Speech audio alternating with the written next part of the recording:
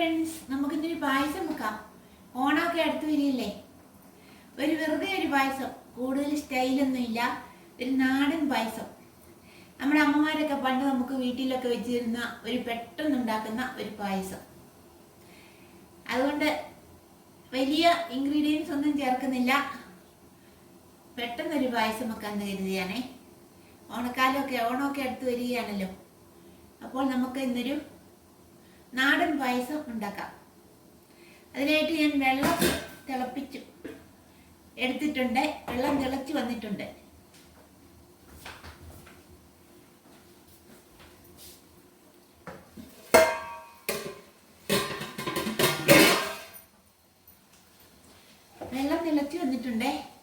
അതിലേക്ക് നമുക്ക് ഒരു 4 അരി പച്ചരിയാണ് കഴുകി വെച്ചിരിക്കുന്നത് ഇടാം. പയറൊന്നും ചേർക്കുന്നില്ല. ഞാൻ പറഞ്ഞില്ല, ഒരുപാട് ഇൻഗ്രീഡിയൻസ് ഒന്നുമില്ല, ഒരു നാടൻ പായസമാണ്, സാധാരണ പായസം. ഇവിടെ ഇരുന്ന് വേകട്ടെ. അരി വെന്ത് വരുമ്പോഴേക്കും നമുക്ക് ഈ ശർക്കര ഉരുക്കിയെടുക്കാം.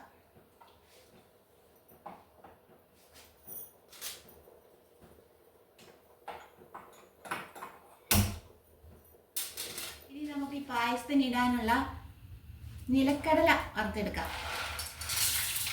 നെയ്യ് ചൂടായിട്ടുണ്ട്. അതിലേക്ക് നിലക്കടല തൊലിയെല്ലാം കളഞ്ഞ് വൃത്തിയാക്കി ഇട്ട് കൊടുത്തിട്ടുണ്ട്.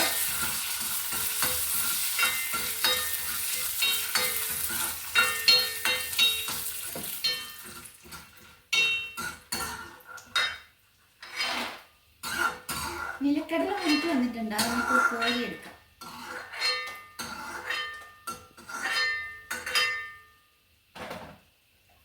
ഇനി ഇതിലേക്ക് അണ്ടിപ്പരിപ്പ് ഇട്ട് വറുത്തെടുക്കാം.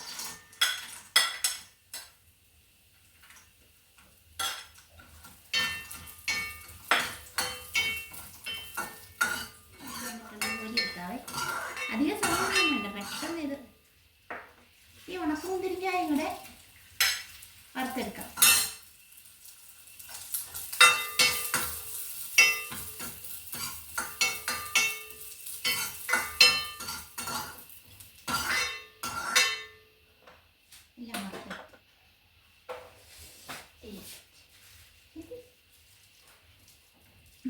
പായസം നന്നായിട്ട് വെന്ത് വന്നേ. പായസമല്ല, പായസത്തിന് വെച്ച അരി വെള്ളവും പറ്റി വെന്തും വന്നു, പാകത്തിന് വെന്തിട്ടുണ്ട്.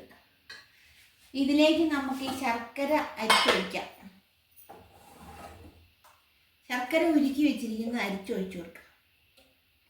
അരിച്ചൊഴിക്കുന്ന നല്ല വലിയ കല്ലൊക്കെ ഉണ്ടെങ്കിലേ പായസത്തിനകത്തോട്ട് കല്ല് കടിക്കും. ശർക്കര അരിച്ചൊഴിക്കുന്നത് നല്ലതേ. നല്ല കറുത്ത കളറുള്ള ശർക്കരയായിരുന്നു കേട്ടോ. ശർക്കര പാനിക്ക് നല്ല കറുത്ത കളറ്. മധുരം കുറച്ച് മതിയല്ലേ, എല്ലാവർക്കും മധുരം കുറവാണ് ഇഷ്ടം.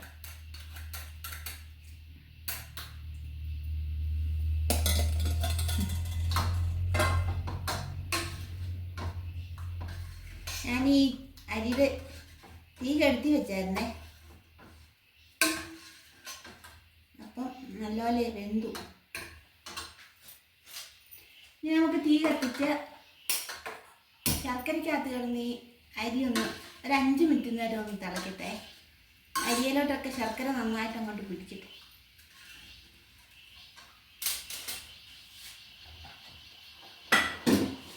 എനിക്ക് വറുത്ത് വെച്ചിരിക്കുന്ന സാധനങ്ങളും കൂടി ഇതിലേക്ക് ഇട്ടേക്കാം. ഇതിലേക്ക് കൂടെ മധുരവും ഒക്കെ നന്നായിട്ടങ്ങ് പിടിക്കട്ടെ. അണ്ടിപ്പരിപ്പും കടലയും കിസ്മിസും ആണേ.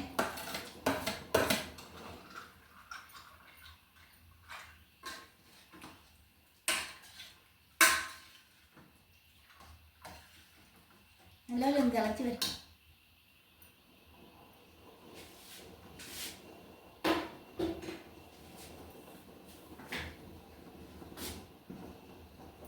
ഇതൊരു 5 മിനിറ്റ് നേരം തിളച്ചതിന് ശേഷം പാല് ചേർക്കാം. ഇത് തീയലിട്ടേച്ച് പോകാൻ പറ്റിയല്ലോ കേട്ടോ. തീയലിട്ടേച്ച് പോയാൽ ചിലപ്പോൾ ചോട്ടി പിടിക്കും. അതുകൊണ്ടിങ്ങനെ ഇളക്കിക്കൊണ്ട് വെക്കണം. ശർക്കര ഒഴിച്ചതുകൊണ്ട് ചോട്ടി പിടിക്കാൻ സാധ്യതയുണ്ടേ. അതുകൊണ്ട് ഇങ്ങനെ ഇളക്കിക്കൊണ്ട് വയ്ക്കുന്നതാണ് നല്ലത്. പായസം ശർക്കരയൊക്കെ നന്നായിട്ട് വെന്ത് വന്നിട്ടുണ്ട് അരി കേട്ടോ. നമുക്ക് അതിലേക്ക് പാൽ ഒഴിച്ചു കൊടുക്കാവേ.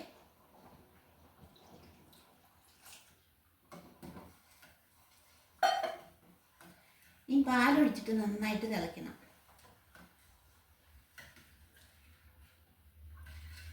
അപ്പോഴെല്ലാം ഇങ്ങനെ ഇളക്കിക്കൊണ്ടിരിക്കണം, അതാണ് ഒരു പണി. ചോട്ടി പിടിച്ചു കേട്ടോ. പശുവിൻ പാലാണ് ചേർത്തത്, തേങ്ങാപ്പാലും ഒന്നും എടുത്തില്ല. തേങ്ങാപ്പാലൊക്കെ ചേർത്ത് വെക്കുന്ന പായസം ഉണ്ടല്ലേ, പല സൈസ് പായസം ഉണ്ട്. എത്ര സൈസ് പായസം ഉണ്ടെന്നറിയാം. ഇത് വെറും ഒരു നാടൻ പായസം.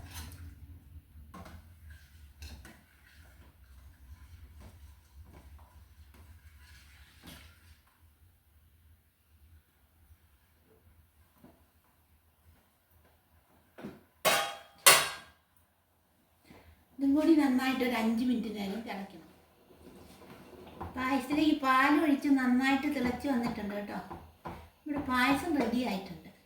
ഇത് കുറച്ച് ചെറിയ ജീരകവും ഏലക്കായും കൂടി പൊടിച്ചതാണേ, അതുകൂടി ചേർത്തേക്കാം.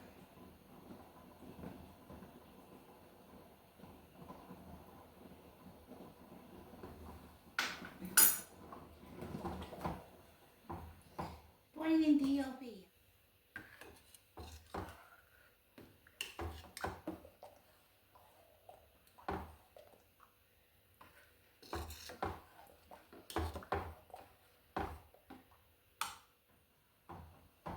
നല്ല സ്മെല്ലൊക്കെ വരുന്നുണ്ട് കേട്ടോ.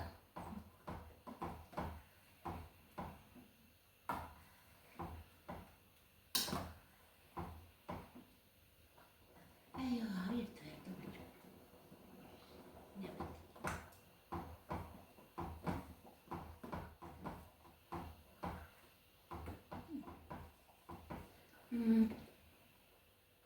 തരുവട്ടോ നന്നായിട്ട്.